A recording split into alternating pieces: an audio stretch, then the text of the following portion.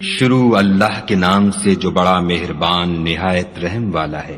جو مخلوق آسمانوں اور زمین میں ہے خدا کی تسبیح کرتی ہے اور وہ غالب اور حکمت والا ہے۔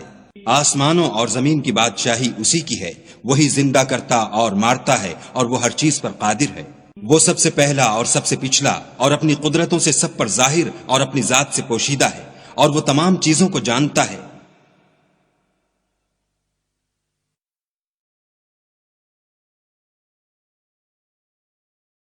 ذات سے پوشیدہ ہے اور وہ تمام چیزوں کو جانتا ہے۔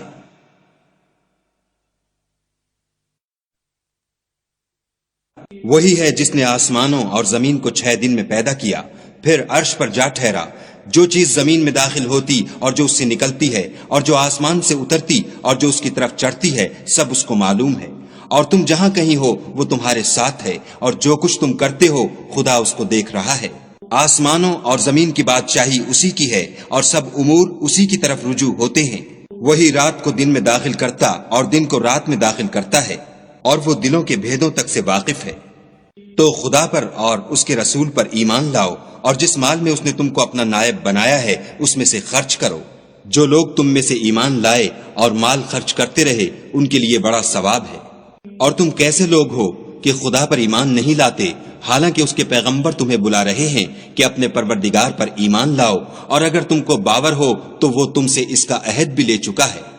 وہی تو ہے جو اپنے بندے پر واضح المطالب آیتیں نازل کرتا ہے تاکہ تم کو اندھیروں میں سے نکال کر روشنی میں لائے۔ بے شک خدا تم پر نہایت شفقت کرنے والا اور مہربان ہے۔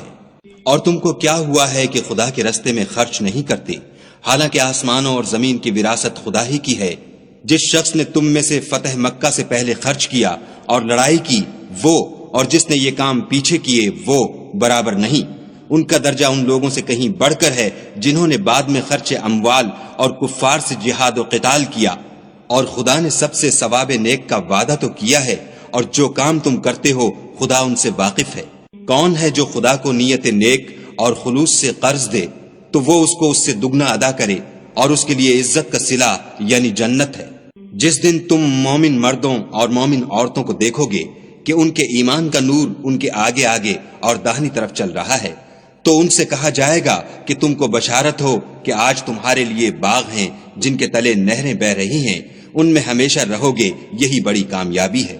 اس دن منافق مرد اور منافق عورتیں مومنوں سے کہیں گے کہ ہماری طرف نظر شفقت کیجئے کہ ہم بھی تمہارے نور سے روشنی حاصل کریں۔ تو ان سے کہا جائے گا کہ پیچھے کو لوٹ جاؤ اور وہاں نور تلاش کرو۔ پھر ان کے بیچ میں ایک دیوار کھڑی کر دی جائے گی جس میں ایک دروازہ ہوگا، جو اس کی جانب اندرونی ہے اس میں تو رحمت ہے، اور جو جانب بیرونی ہے اس طرف عذاب و اذیت۔ تو منافق لوگ مومنوں سے کہیں گے کہ کیا ہم دنیا میں تمہارے ساتھ نہ تھے؟ وہ کہیں گے کیوں نہیں تھے، لیکن تم نے خود اپنے تئیں بلا میں ڈالا اور ہمارے حق میں حوادث کے منتظر رہے اور اسلام میں شک کیا، اور لاتائل آرزوؤں نے تم کو دھوکہ دیا، یہاں تک کہ خدا کا حکم آ پہنچا اور خدا کے بارے میں تم کو شیطان دغاباز دغا دیتا رہا۔ تو آج تم سے معاوضہ نہیں لیا جائے گا اور نہ وہ کافروں ہی سے قبول کیا جائے گا۔ تم سب کا ٹھکانہ دوزخ ہے کہ وہی تمہارے لائق ہے اور وہ بری جگہ ہے۔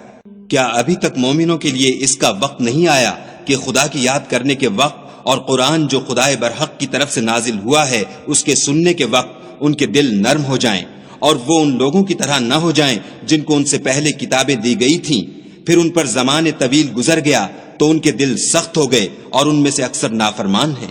جان رکھو کہ خدا ہی زمین کو اس کے مرنے کے بعد زندہ کرتا ہے۔ ہم نے اپنی نشانیاں تم سے کھول کھول کر بیان کر دی ہیں تاکہ تم سمجھو۔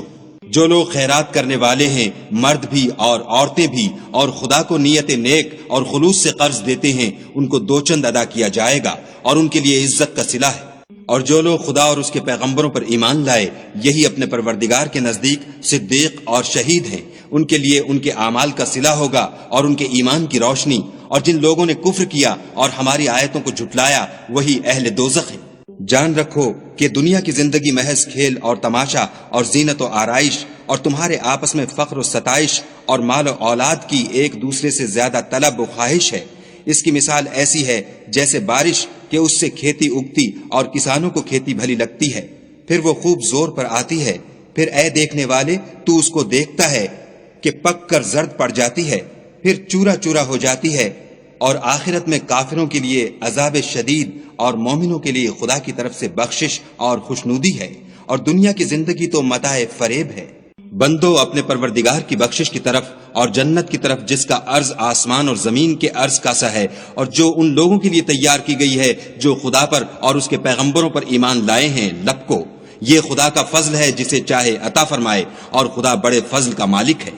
کوئی مصیبت ملک پر اور خود تم پر نہیں پڑتی مگر پیشتر اس کے کہ ہم اس کو پیدا کریں، ایک کتاب میں لکھی ہوئی ہے، اور یہ کام خدا کو آسان ہے، تاکہ جو مطلب تم سے فوت ہو گیا ہو اس کا غم نہ کھایا کرو، اور جو تم کو اس نے دیا ہو اس پر اترایا نہ کرو، اور خدا کسی اترانے اور شیخی بگھارنے والے کو دوست نہیں رکھتا۔ جو خود بھی بخل کریں اور لوگوں کو بھی بخل سکھائیں، اور جو شخص روح گردانی کرے تو خدا بھی بے پرواہ ہے، اور وہی سزاوار حمد و ثنا ہے۔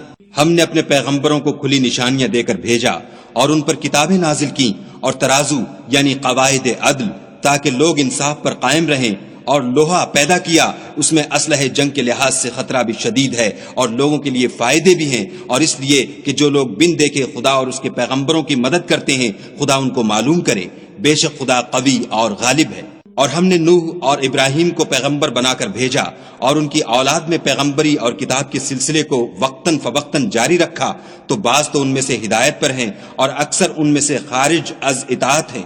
پھر ان کے پیچھے انہی کے قدموں پر اور پیغمبر بھیجے، اور ان کے پیچھے مریم کے بیٹے عیسیٰ کو بھیجا، اور ان کو انجیل عنایت کی، اور جن لوگوں نے ان کی پیروی کی ان کے دلوں میں شفقت اور مہربانی ڈال دی اور لذات سے کنارہ کشی کی، تو انہوں نے خود ایک نئی بات نکال لی۔ ہم نے ان کو اس کا حکم نہیں دیا تھا، مگر انہوں نے اپنے خیال میں خدا کی خوشنودی حاصل کرنے کے لیے آپ ہی ایسا کر لیا تھا، پھر جیسا اس کو نبھانا چاہیے تھا نبھا بھی نہ سکے۔ پس جو لوگ ان میں سے ایمان لائے ان کو ہم نے ان کا اجر دیا، اور ان میں بہت سے نافرمان ہیں۔ مومنو، خدا سے ڈرو اور اس کے پیغمبر پر ایمان لاؤ، وہ تمہیں اپنی رحمت سے دگنا اجر عطا فرمائے گا، اور تمہارے لیے روشنی کر دے گا جس میں چلو گے، اور تم کو بخش دے گا، اور خدا بخشنے والا مہربان ہے۔ یہ باتیں اس لیے بیان کی گئی ہیں کہ اہل کتاب جان لیں کہ وہ خدا کے فضل پر کچھ بھی قدرت نہیں رکھتے، اور یہ کہ فضل خدا ہی کے ہاتھ ہے، جس کو چاہتا ہے دیتا ہے، اور خدا بڑے فضل کا مالک ہے۔